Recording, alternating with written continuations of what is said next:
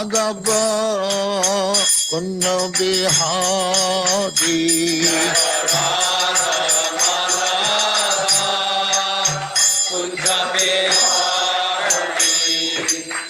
Yashodanandana Brajajana Ranjana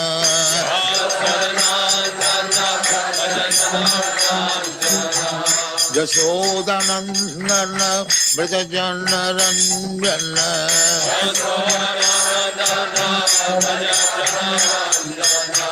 Jamuna Tira Banachari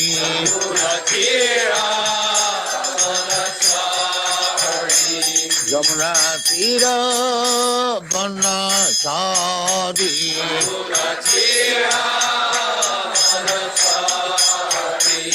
Jaya Radha Madhava Kunja Bihari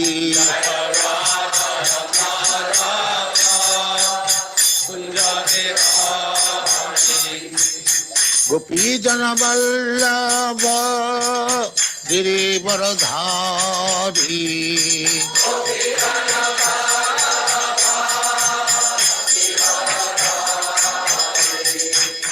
Gopi Jana Vallabha Girivaradhari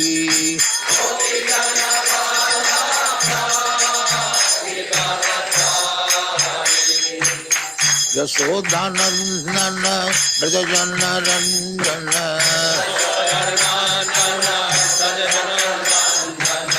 Yashodanandana Brajajana Ranjana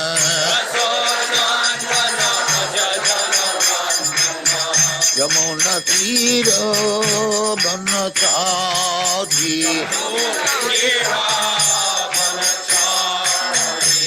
Yamuna Tira Banachari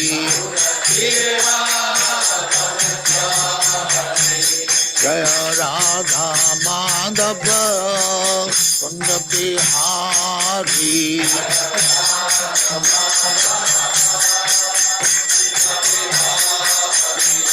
Jaya Radha Madhava Kunja Bihari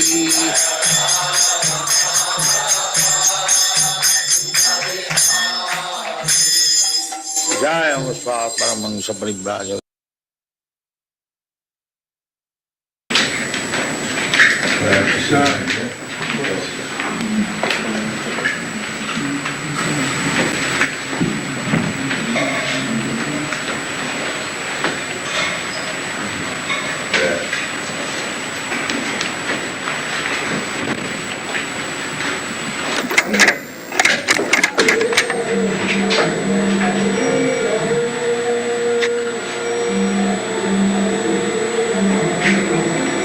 Gonath, series of dangers.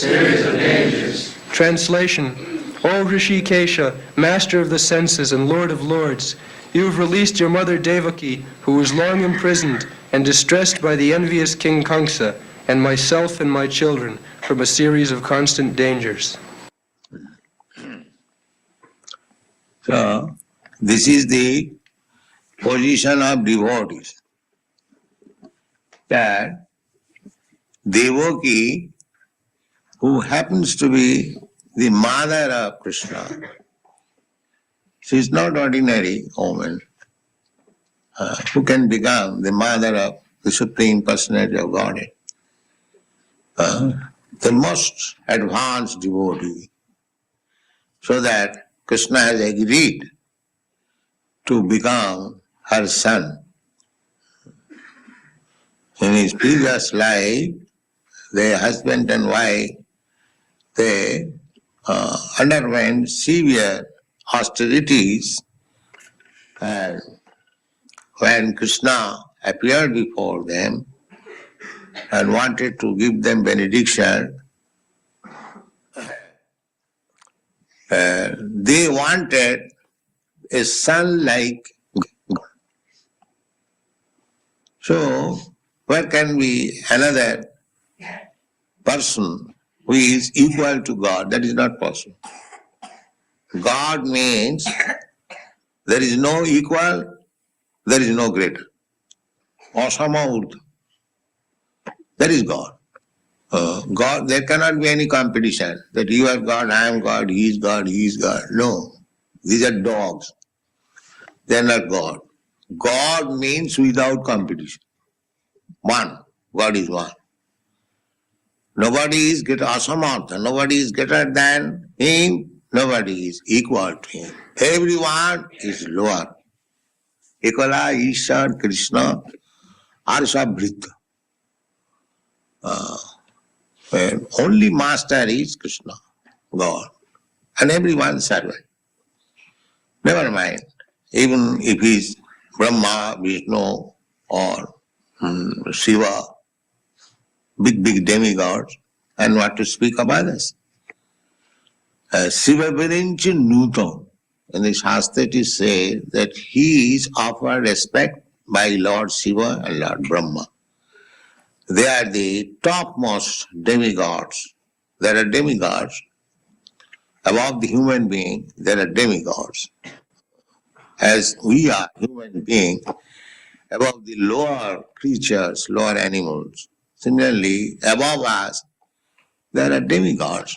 And the most important demigod is Lord Brahma. Lord Brahma is the creator of this universe. And Lord Shiva is the destroyer of this universe. And Lord Vishnu is the maintainer. Lord Vishnu is Krishna himself.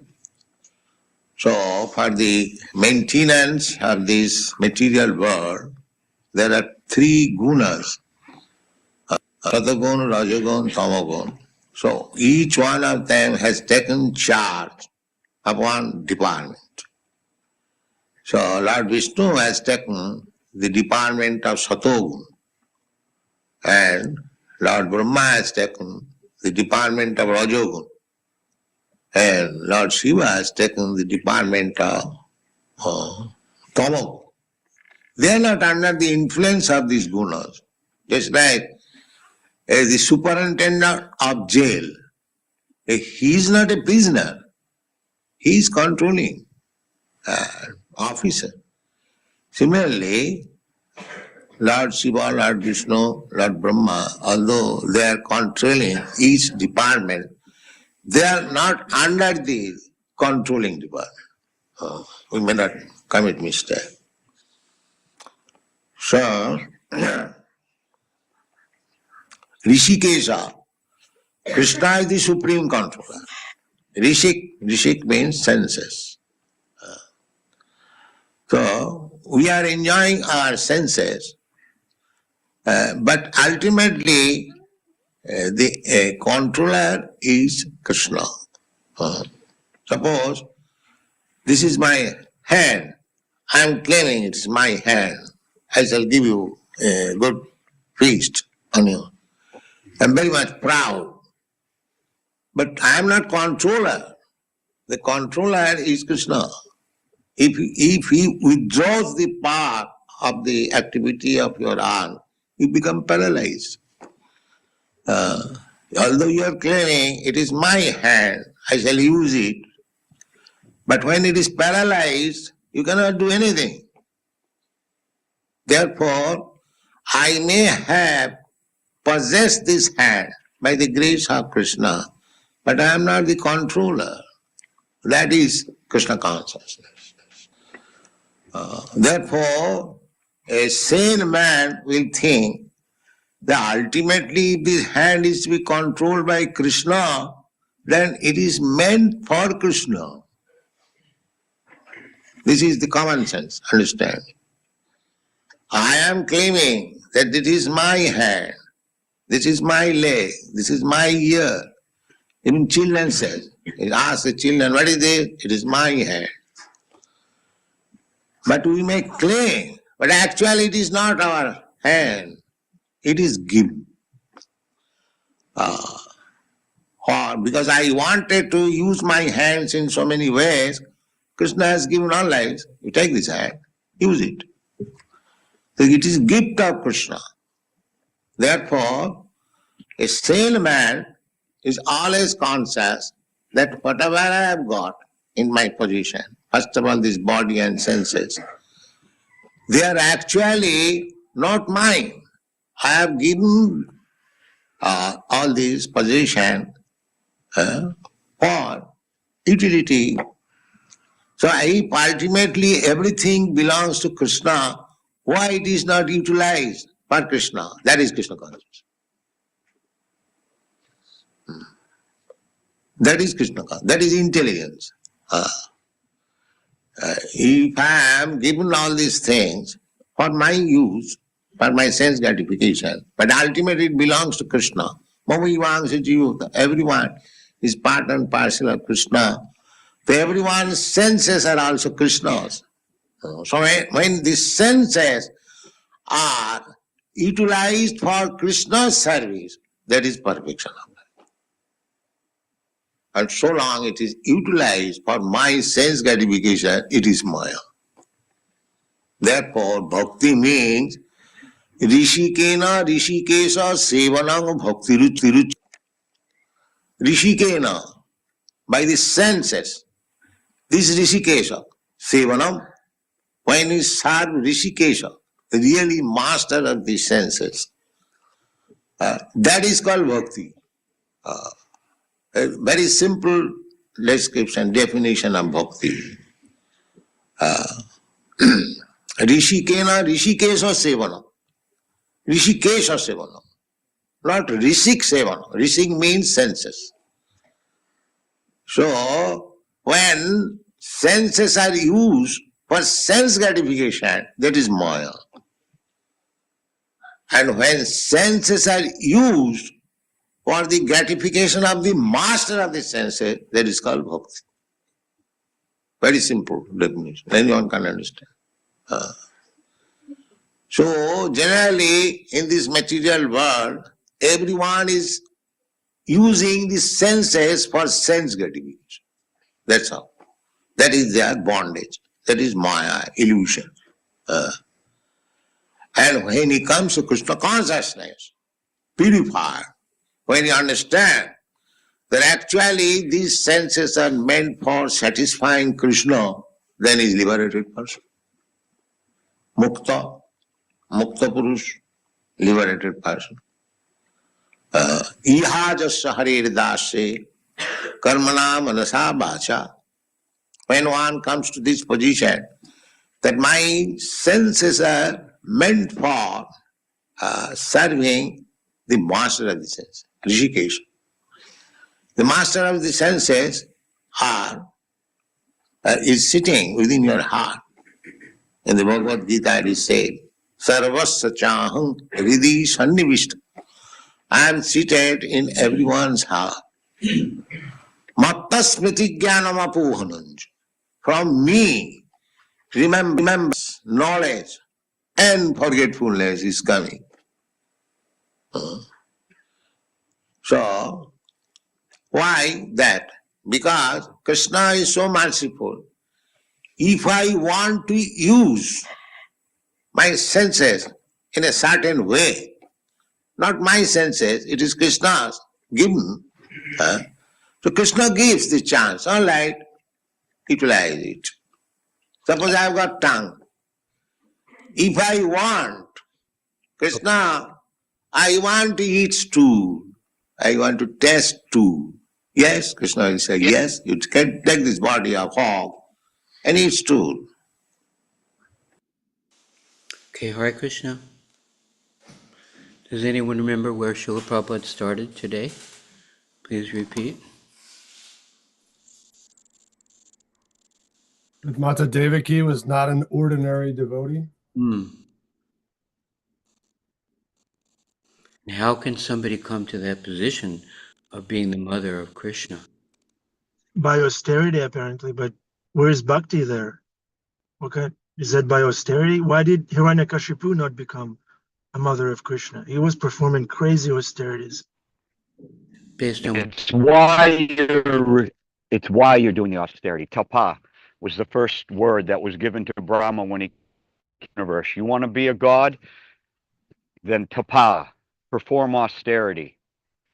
So we can perform austerities for sense gratification or rising up in the material milieu, or we can use it to get to Krishna. We got to burn through all the BS that this illusory world is. Anyways, that's what Adi told me, and Adi said he heard it from Prabhupada. Prabhupada says austerity is the currency of the universe.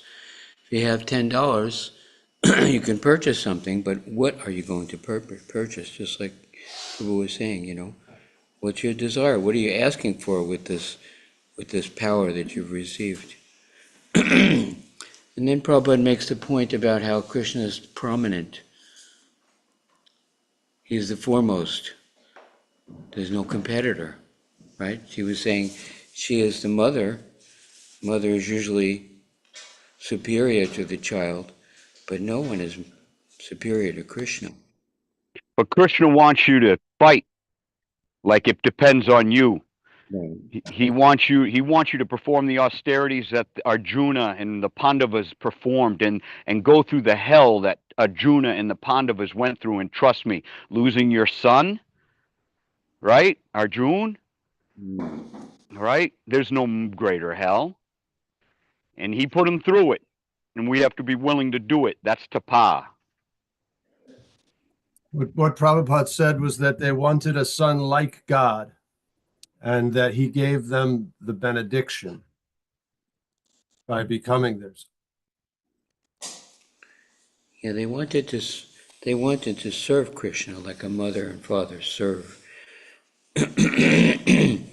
Not just have him, but actually to be available to please him and care for him.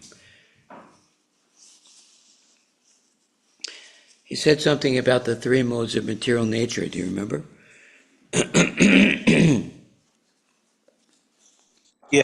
So he said, Lord Shiva is in charge of mode of ignorance, and then Lord Brahma, mode of passion, and Lord Vishnu. And then just because they are in charge, that does not mean they are in that particular mode. So they just handle the things, and then but they are all, you know, yeah. So that's what Lord Prabhupada told. He gave the analogy of the warden. He's in the prison, but he's not imprisoned. He is a controller of the prison. So these demigods, these different manifestation personalities, even though, like you explained very nicely, they were caring for different departments,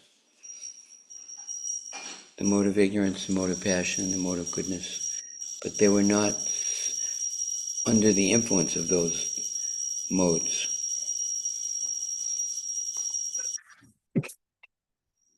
Prabhupada said that Lord Vishnu is the, I guess the Sattva gun, Brahma was Rajagun, and Shiva was Tamagun, and that Krishna, above all of them, is Rishikesh, or the supreme controller outside of the gun. And that tied into your point, Adi, where he brings up the superintendent of the jail is not a prisoner. And then his analogy was, this is my hand, but when I'm no longer empowered to use it, then it becomes useless. So it's not my hand, because it's the power to use it that makes it kind of have its hand tattva, I guess it would be. Rishikesha Rishikena Sevanam Bhaktam Uchate. He said when someone is using the senses in the service of the master of the senses, that is bhakti. That is Krishna consciousness. Because if Krishna withdraws the ability, like a person who's paralyzed, you cannot do anything without the sanction of Krishna.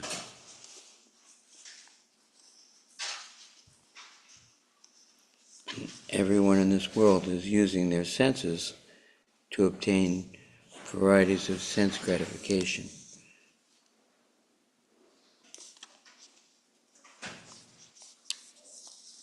What else did Srila Prabhupada say? Anyone remember anything?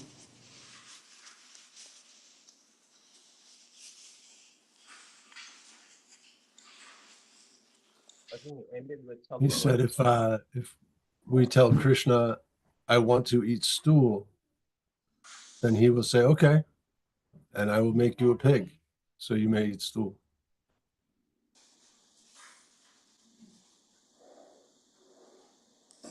That the Lord reciprocates with our desires. And he quotes that verse, Sarvasya Chahamriti Sanivisto Matasmit Yogyanam Apohanam Cha, that Krishna was within the heart, and he sees the desire. We are free to desire, and then he grants that desire.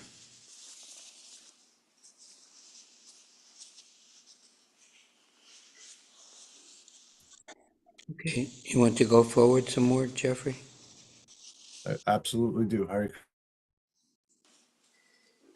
The master is there, Krishna.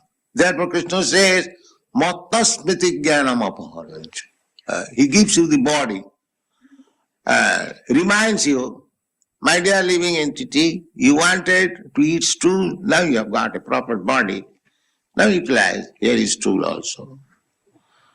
Similarly, if you want to become demigod, that also Krishna gives you chance. Anything. There are 8,400,000 forms of life.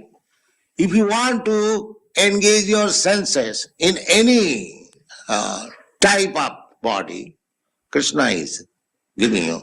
Come on, here is the body you take. But by using our senses, ultimately we become senseless. Therefore Krishna says, Sarvadharman parityajya mamekam sarvam. Don't do like this. Your senses are meant for serving me. So you are misusing it. By misusing, you are being entrapped in different types of body. Therefore, to get relief from this tedious business of accepting one body and giving it up, again another body and again, to continue this material existence, if you give up this process of sense gratification and surrender unto me, then you are saved. This is Krishna consciousness. So, at the present moment, our senses are contaminated. I am thinking I am American. So, my senses should be utilized for the service of my country, my society, my nation, big leaders, big, so many things. The real concept is that I am American. So, my senses are American senses. So it must be utilized for American. Similarly, Indians are thinking, others are thinking, but none of them do know it, that senses belong to Krishna. This is ignorance, no intelligence. They are thinking for the time being that these senses, upadhi, designate American senses, Indian senses, African senses. No, this is called Maya. It is covered. Therefore, bhakti means sarvapadhi vinirmuktam. When your senses will be uncontaminated with all these diseases, that is the beginning of bhakti. If I think I am American, why shall I take Krishna consciousness? It is Hindu God. But that is foolishness. If I think I am Mohammedan, I am Christian, then you are gone. But if we purify the senses, that I am soul, the Supreme Spirit soul is Krishna, I am part and parcel of Krishna, therefore it is my duty to serve Krishna, then you become free immediately. Immediately. You are no more American, Indian or African or this or that. You are Krishna conscious. That is what. Therefore, Kunti Devi says, Rishikesha, my dear Krishna, you are the master of the senses. And for the sense gratification, we are fallen in this material condition of life, different varieties of life. So, we are suffering. And is suffering to the extent, even one becomes Krishna's mother, because this is material birth, she is also put into suffering. But to speak of others, Devaki is so advanced that she has become the mother of Krishna. But still, he is put into difficulties. And difficulties by whom? By his brother, Kamsa. So this world is like that. Try to understand. Even you become Krishna's mother, and even your brother, who is very nearest relative, so the world is such, jealous, that if one's personal interest is hampered, everyone will be ready to give you trouble. This is the one. Everyone, even if his brother, even his father, what to speak of others? Khalena. Khala means jealous. This material world is jealous, envious. I am envious of you, you are envious of me. This is our business. This is our business. Therefore, this Krishna consciousness movement is for such person who is no more jealous, who is no more envious. Perfect person. Dharma projita koitavayatra parama nirma saranang satang vastava vastu vedama. Those who are jealous and envious, they are within this material world. And those who are not jealous, they are in the spiritual world. Just a simple thing. You test yourself. Whether I am jealous, envious of my other associates, friends, everything, then I am in the material world. And if I am not jealous, then I am in the spiritual world. Anyone can test. There is no question of whether I am spiritually advanced or not. You can test yourself. Bhakti parishano bhava virakti annatra syat. Just like if you are eating, you will understand whether you are satisfied, whether your hunger is satisfied. You haven't got to take certificate from others.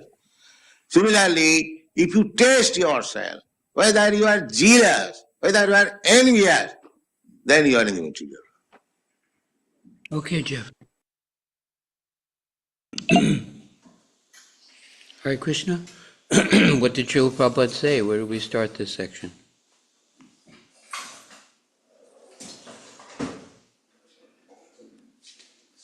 Anybody remember anything? Huh? Senses, Rishikena, Rishikesha, Seva Machakna.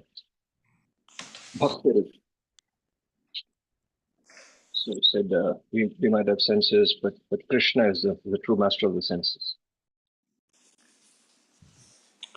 Then he says, Sarvupadi Vinir Muktam. Sarvupadi, Upadi. What is Upadi? Designation. If I think I'm American, the bodily designation, then I would think, well, I must serve my country, make America great, because I am American. So that is the bodily concept of life. But actually, what's the actual position?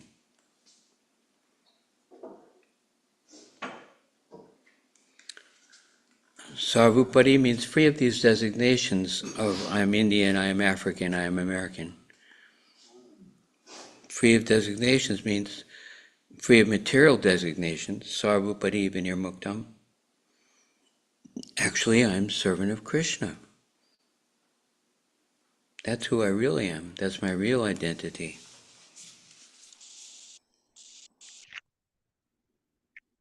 Anything else Srila Prabhupada said? You said get ready for trouble.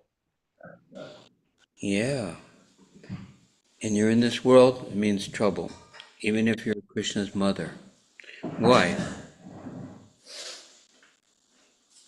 Why is it That from your brother or your friend or your relatives? Why? to remind you, this ain't it. Because they're envious. In this world, he said, you are envious of me, I am envious of you. We are competing for prominence, which belongs only to Krishna. A cheater.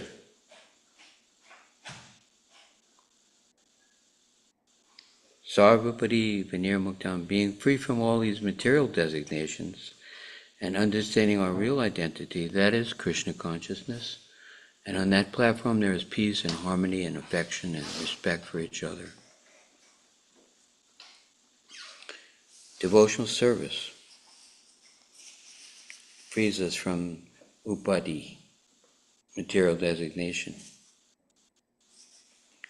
What else does Srila Prabhupada? Yeah, you can choose to either be adi or upadi. Upadi means you're full of designations and anxieties, and then you become adi, right? Free from upadi. You become like adi. Yeah. What a witty person you are. See, I was absent. It was all storing up I am in my mind. Adida, servant of Krishna. Adidas, that's right. Adidas. Yeah, absolutely. Krishna is the one who has the most fun. I am Yeah. Das. I am Das. Das Yeah. and the And servant. that doesn't necessarily have to be it's humbling position, which means you're facing reality, but it's not humiliating. Arjuna was a warrior for Krishna. There was so much action, and that was when Krishna was with him on his chariot. This serves us to remind us that this isn't simply put your head down and I'm only this and I'm only that, but that because of Krishna, I will become this and I will become that. Mike has a hand up. Thank you. Please go ahead. Unmute yourself. Hare Krishna. Yeah, I have a question about jealousy. I've worked hard on dissolving it. I realize how negative of a thing it is. But what about spiritual jealousy or spiritual envy? Like I see Ananda Bihari, and he's so smart with all these with all the shlokas and verses, and I want to one day become, so enlightened like him. Is that something that's still frowned upon, or is that something that's you're like, all right, wait a second, spirit to be envious of a saint and want to follow in their footsteps is a good thing? We can admire a devotee, we can look up to a devotee, we can appreciate a devotee, but in the material world, envy means you see someone and you want to take what they have. But on the spiritual platform, there's no shortage of devotional service. So we don't have to compete materially to be better than each other, but we can compete to see, I want to touch Krishna, I want to please Krishna. And it's harmonious because you're enlivened to see someone else pleasing Krishna. You're not envious So of admiration is different than envy. This is soft. It's free of the material inebriety. So yeah, because I don't want to take anything from Ananda Bihari, but so it wouldn't be envy or jealousy I'm dealing with. It would be, it would be. I'm not even sure what the word would be. You're appreciating. Appreciating. That's probably a better word. Yeah. I was going to say admiration. Hiring.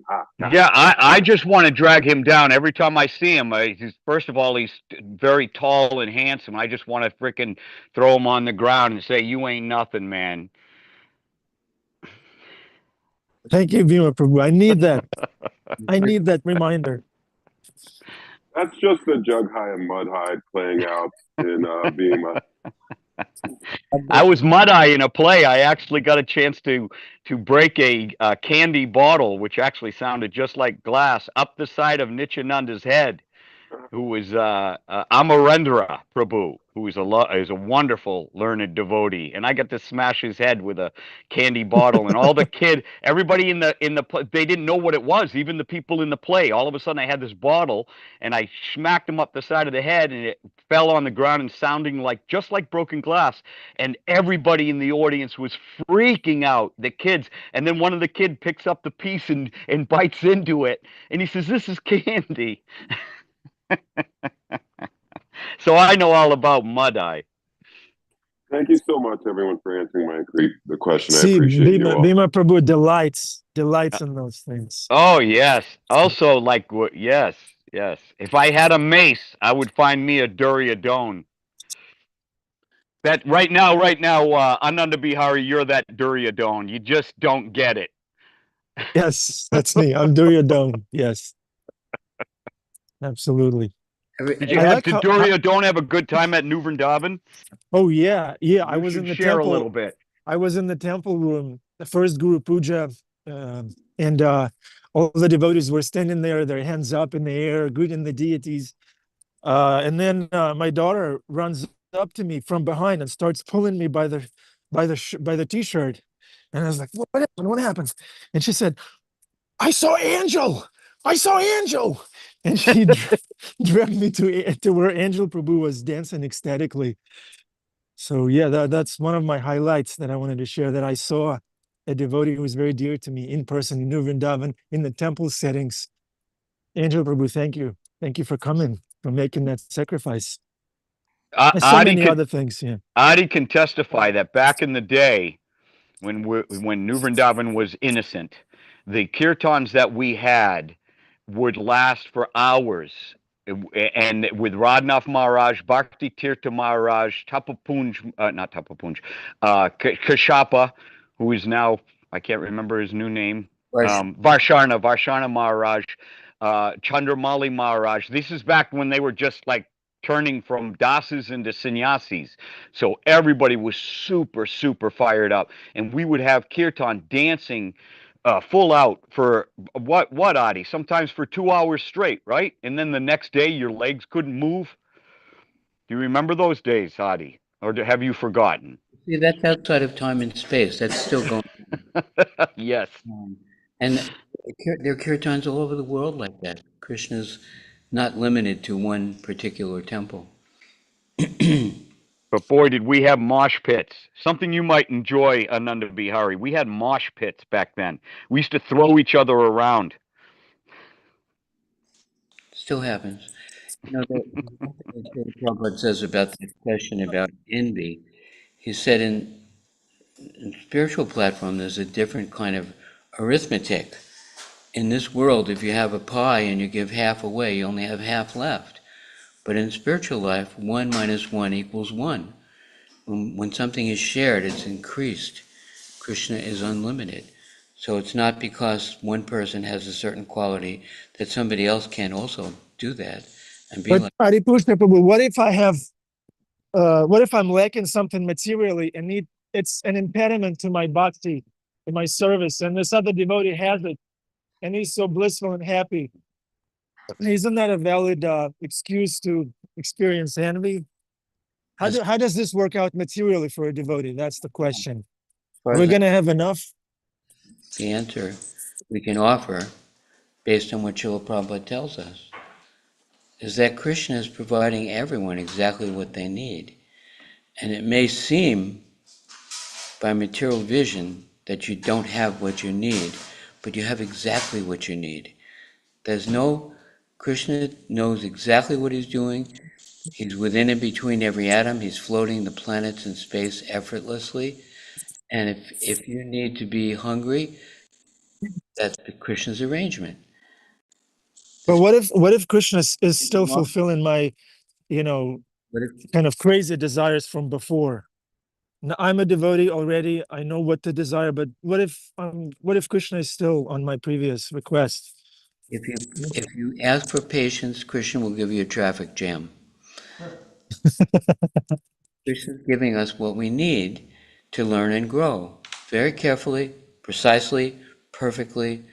And if we want to, even if we want to be angry, you can be angry at Krishna, Prabhupada said.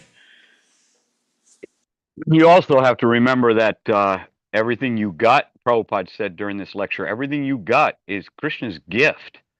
It's his gift. Just remember it's his gift. He's showering you with gifts. Is it something wrong that Krishna gives you a nice, beautiful wife who can cook wonderful meals for you and give you beautiful sons and daughters? Is that wrong? Yeah, there's Or no maybe question. Krishna wants some Absolutely. beautiful people in his movement. More beautiful people. All right? Krishna has given me wonderful friends. That's I can see that every day. Wonderful friends in bhakti. I'm not going anywhere because all my friends are here in Well, we're Krishna on the consciousness movement. battlefield together. Yeah, We yeah, leave no one behind. yeah. Right? This is our Leave no one behind. little platoon. Yeah. Yes, platoon. Except I see you shooting at me sometimes, dude.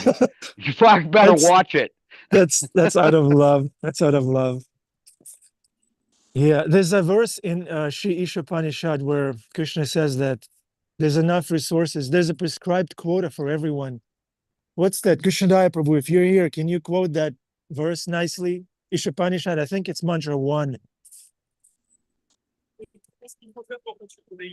Jeffrey Eckler Prabhu, please look it up. By the way, Jeffrey, do you know how my wife calls you? She can't pronounce Eckler for some reason, so she calls you Jeffrey Eckert. Jeffrey Eckert, can't you take a day off? Can't Jeffrey Eckert host for you? Yeah. Jeffrey, all glories to you. Ishopanishad Mantra 1. There's enough resources for everyone. And I remember I was expressing something similar to Adipusha, but a similar sentiment of what if there's not enough for me? And Adipusha Prabhu said, we were in the car and he looked at me and he said, Krishna will give you enough resources to do what he wants you to do. And Krishna Prabhu, I have it here. Everything animate or inanimate that is within the universe is controlled and owned by the Lord. One should therefore accept only those things necessary for himself, which are set aside as his quota, and one should not accept other things, knowing well to whom they belong. Thank you. Thank you.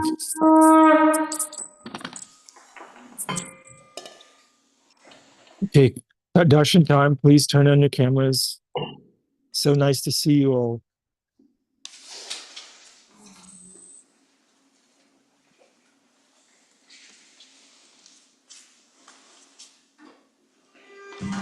All glories to Srila Prabhupada.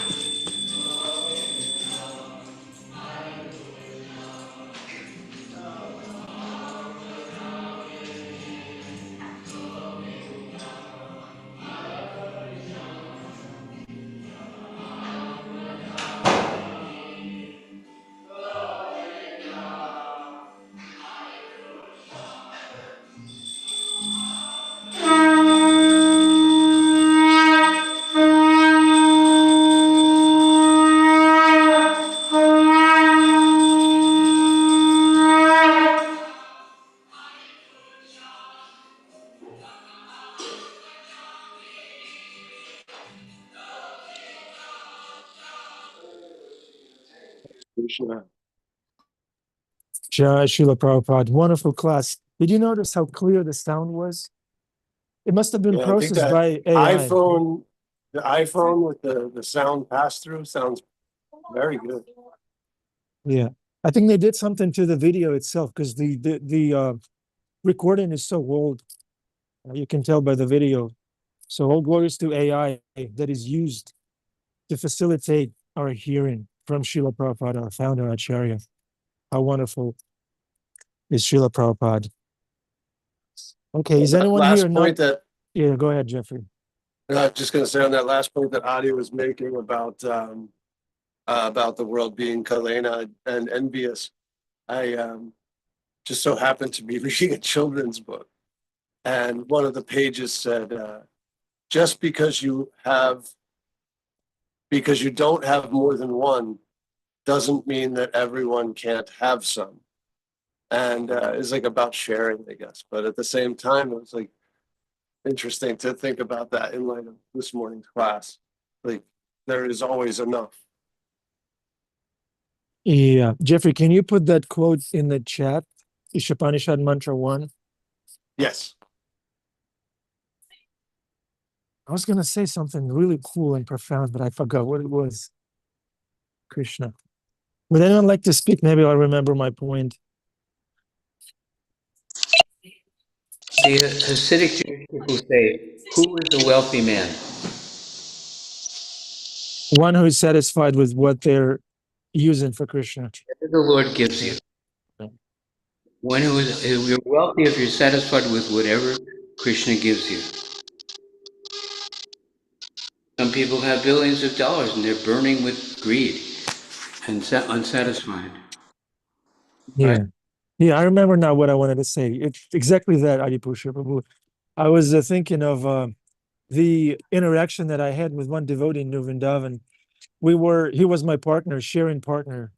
Sachinanda Maharaj was doing this workshops where you would turn to a neighbor and you would discuss and share things with them. So my partner was Manindra Prabhu, my godbrother. He's from the Raval clan from upstate. And he told me something, Prabhuji, I've been asking Krishna for stuff my whole life, and he's always reciprocated my whole life, Prabhuji, my whole life. Don't be shy to approach Krishna for things. He'll fulfill. Pray to Krishna. And then he said, but we're not pagans.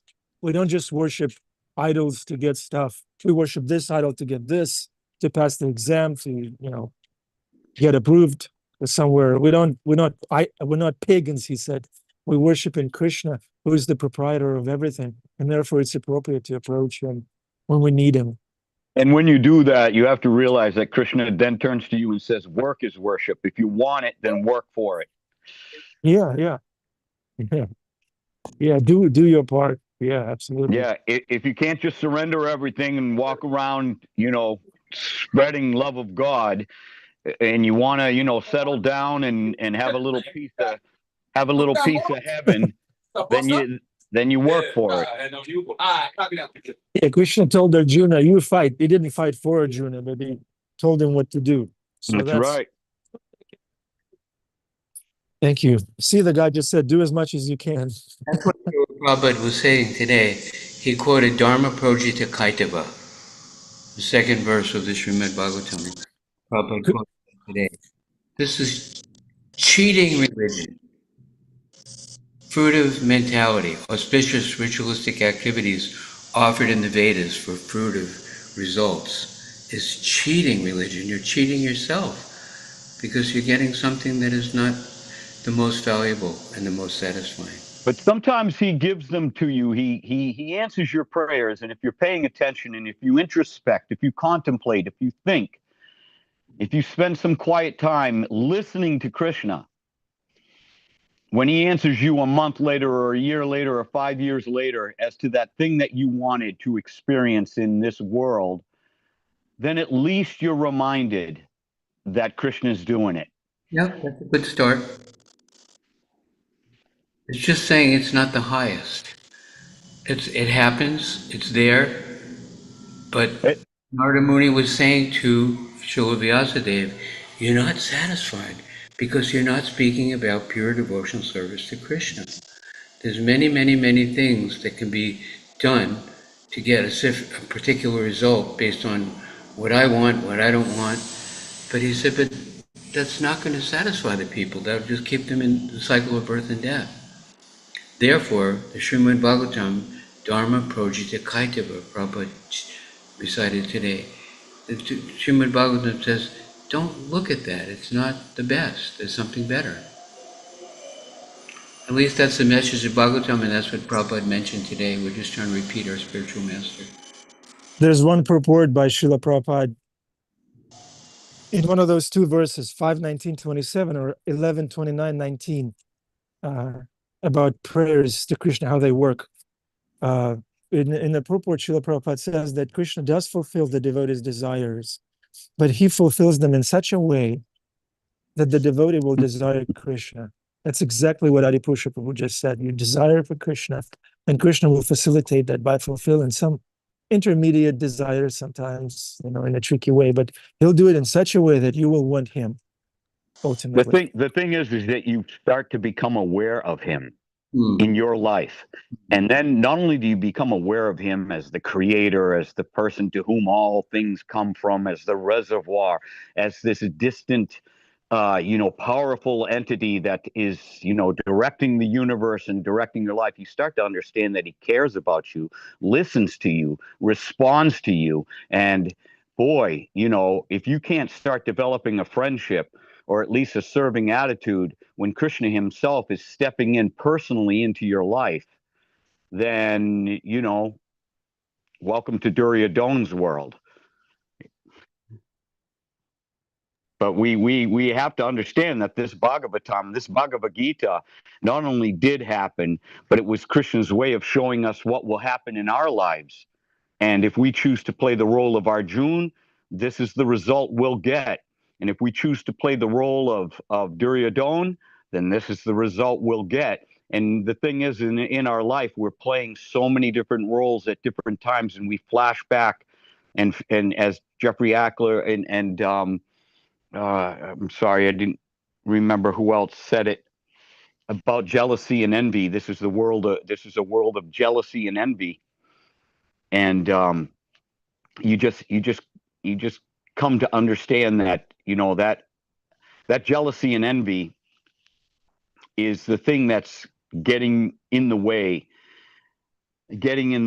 of you getting to Krishna, of you responding to Krishna appropriately. You start to see that Krishna really will put you through the paces, and he'll simultaneously give you moments, maybe days, if you're lucky, of nectar. Like when you go to New Vrindavan and you're chanting and dancing and feasting, and you say to yourself, this is what it's all about. This is what I'm aiming for. This is the essence of what I'm supposed to be doing, which is to be happy in the consciousness and awareness that Krishna is now in my life, and I have nothing to fear and everything to be joyful about, and that there's nothing in the world that's going to make me any happier. Thank you, Bhima Prabhu. I'm jealous of your poetic wit, talent. You can get it overnight, man. Just allow yourself to suffer. Just pick up the cross and allow them to nail you to it. Yeah. I'm sure that your wife and kids will help out. Yeah. As I was dancing in kirtan there, I was thinking, it's so good, it's so blissful. Maybe it's just a bubble. Maybe I'm in the bubble, hiding from the real world. And then Krishna told me from within the heart, said, no, the outside world is a bubble. You are in the reality of Krishna consciousness, and this world out there is a bubble. Yeah, it's amazing. And just a pinprick, something can happen in your life in a moment, just a pinprick, and that bubble is gone overnight. That's our biggest fear. Hold it. Let me quiz the audience. Yeah. So what's the analogy that Shastra has for the outer world, indicating the precarious position of it? What's the analogy that Shastra uses? It's not a bubble, but it's very close to a drop on a lotus leaf. Yes. Thank you, Bhima Prabhu. Thank you. Okay, I think Saurabh had his hand up. Check 1, check 2 for Saurabh. I was just appreciating the courage with which Sri Prabhupada was giving his lecture. So I have a vision board, and I have on like there 90% of success is showing up. And then with the conviction that he has, I was appreciating that. And then at that time, and to say what he was saying, and with that kind of conviction in a whole new country as he was traveling, quite amazing. And so some of you are also speaking with that type of confidence. So I think that's something to take away. Anything we do um, in our path, do it with courage. You know, I ask for courage on my vision board that I see every day, and I was very much appreciating his courage. Put Bhima on your vision board. Take a Yeah, screenshot when his he's camera pretty is on. he's yeah, definitely, I agree. If I'm on a vision board, I'll eclipse everything with my problems. So don't put me in the middle of anything. We'll take your courage for sure.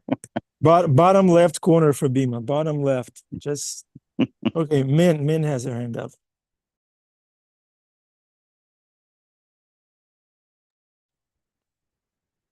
Min, you can do it. You can. I know, I couldn't figure it out on my phone. Sorry. uh, just what Saurabh shared about courage. You know, I've been so scared to tell Krishna that I'm yours. You know, like do whatever you will. I just haven't been able to say it for so long because I was so scared that he'll make me do something I didn't want to do, and I couldn't say this life is yours. And when I actually, you know, one morning I was chanting and I couldn't actually say that I'm yours or that my life is yours, do whatever you want. But I was inspired to say, I am your child. And immediately he gave me courage to be able to say that this life is yours. So I just thought it was so amazing that I mean, you know, I just couldn't say it, but I kind of thought that maybe because I felt it, you know, I felt that I feel that I'm his child, and his grace and mercy to be able to feel that I can just for that moment, you know, I'm not sure if that's 20, it's definitely not 24/7, you know, sense that I have, but even just at that moment to be able to say that I'm yours and this life is yours, you know, he gave me courage for that. Thank you, Min. Wonderful testimony. Very inspiring. One step at a time, one moment at a time. Krishna, I'm yours. Thank you. That's how it's done. That's the way to do it. Okay, it's a Monday morning. Let's go practice what we just learned today. Thank you very much for your association. I'm so happy to be back in your association for your devotees. I'd like to interject one last thing. Go ahead. Last word from me. What Min said. You must become like unto a child to enter the kingdom of heaven. So that first thing is to understand that though Krishna is going to put us through our paces, and he may tear things away from us, right from our hands, that we have to trust him like a father. We don't often talk about this relationship. It's more of a Western Judeo-Christian ras, but it's a very endearing ras, and that is, I trust you, Krishna. I trust that when you grab me by the scruff of my neck to keep me from running out into the middle of the road, that you're not being violent with me, but that you're just keeping me from doing the wrong thing. So if we trust that Krishna has our hand, that he's holding our hand if we allow it, and that perhaps we should be humble enough to know that this big, bad material world is a place of danger, then we start to depend on Krishna more as a child. And in that dependence, we become awe and venerating, and then we develop affection, and then we develop love. And what Min said was that's the beginning. That's the beginning of the vulnerability that we have to have in order to surrender to Krishna's will because that will can sometimes take us through our paces. Hare Krishna.